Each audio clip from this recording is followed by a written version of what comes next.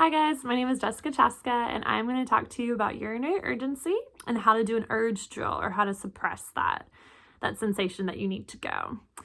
So I think the first thing that I want to talk about to really understand urinary urgency is how does the pelvic floor affect it? Okay, so to do that we have to talk a little bit about the anatomy of the pelvic floor and then the diaphragm.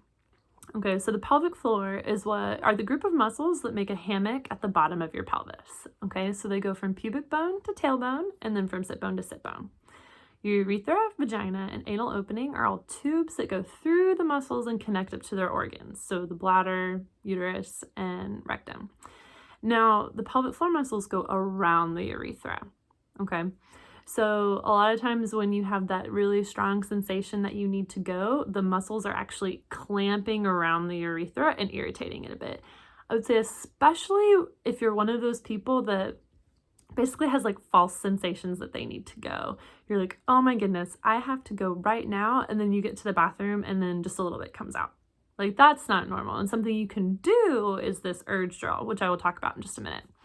The urge drill is something you can use if you have urinary leakage every time you like see the toilet, like you have this really, really strong urge, you get there and you leak just a little bit. Or if you have really strong urgency every time you need to pee. The urge drill is something that you can do to help dampen that urgency so that you still go, you still go to the bathroom, but it's more comfortable. Because what's normal is to go every 2 to 4 hours. So if it's been 5 hours and you've had some water, you should go to the bathroom, right? Like we don't want you to delay much longer than that, but we want you to be able to get to the bathroom without leakage, right? That's the goal. For those people where it's like, it's been an hour and you haven't had that much water, that might be that false sensation I was talking about, and you can use the urinary urgency drill to see if you can delay to that 2 hours. Now that might be really hard for you. I would say talk to your PT about what's a realistic way to retrain your bladder in terms of timing, but the urgency drill is a tool that you can use to do that. So definitely talk to your pelvic floor PT about, if the urgency drill is appropriate for you and what you should be doing about it. But okay, so if we get to the urge drill, there's 2 ways to do it essentially, and it basically comes down to, are you appropriate to do pelvic floor strengthening or Kegel or pelvic floor contraction, or do you have too much pelvic floor tension? You really shouldn't be doing Kegels.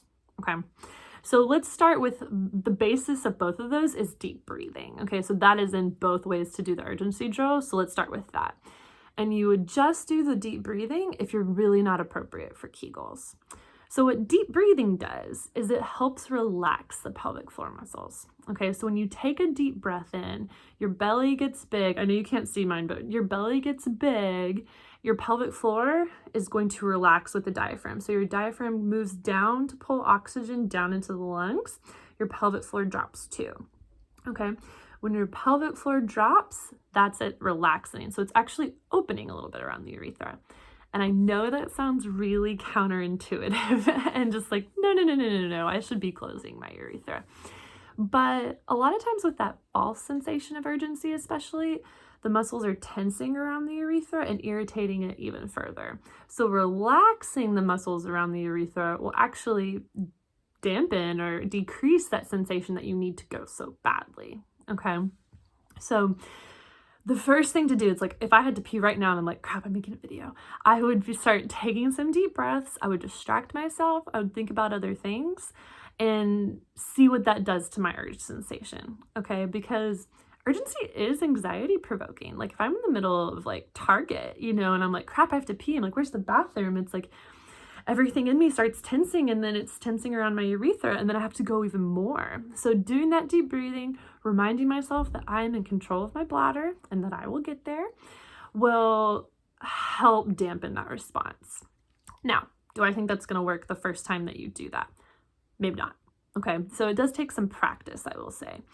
But it's something that I would definitely try using at home, the deep breathing. It should help decrease that, especially that false sensation, or at least make it to where it's easier to get to the bathroom.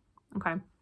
Now, if you have talked to your physical therapist and you are appropriate to do Kegels, okay, or to do pelvic floor contractions, then what you would do before you do the deep breathing is 5 to 10 quick squeezes. So if this is your pelvic floor, you would squeeze, let go, squeeze, let go, squeeze, let go. I would do that like 5 to 10 times. I would start with quick squeezes. Some people do like just holding the contraction for like 5 to 10 seconds. For the most part, I found that people like quick squeezes. Now, what that does is it sends a signal to your bladder that says like, hey bud, it's not time to go yet. Because if your pelvic floor is like closing the valve around the urethra, the bladder shouldn't be squeezing to like pump urine through, right? So it's like squeeze, squeeze, squeeze. It's like, hey, don't send me anything to the bladder. And bladder's like, okay, I won't squeeze yet. So I would do like 5 to 10 of those and then follow up with the deep breathing, okay? So as much as you want to like squeeze to tell the bladder like it's not your turn, you don't want to then really latch on to that tension because then that could make the urgency worse. So if you're unsure, you could basically try both of those and see which ones work better for you. But both are intended to either delay urgency by maybe just like 5 to 10 minutes because it is time for you to go, maybe delay it to where it's 2 hours between voids, or maybe just to prevent you from having leakage. So if you always have leakage, like when you see the toilet, it's like before you open your bathroom door, do 5 to 10 Kegels, do 5 to 10 deep breaths and see if that decreases that a bit before you see that trigger. Or some people are triggered by like running water. It's like before you wash the dishes, do it. It's just something to try to retrain your brain to say it's like just because you hear water or see that trigger doesn't mean that it's time to go. Okay. So I hope that was helpful. Let us know if you try it and if it helps, and then feel free to email us with questions. My email address is jessica@ladybirdphysicaltherapy.com. Thanks.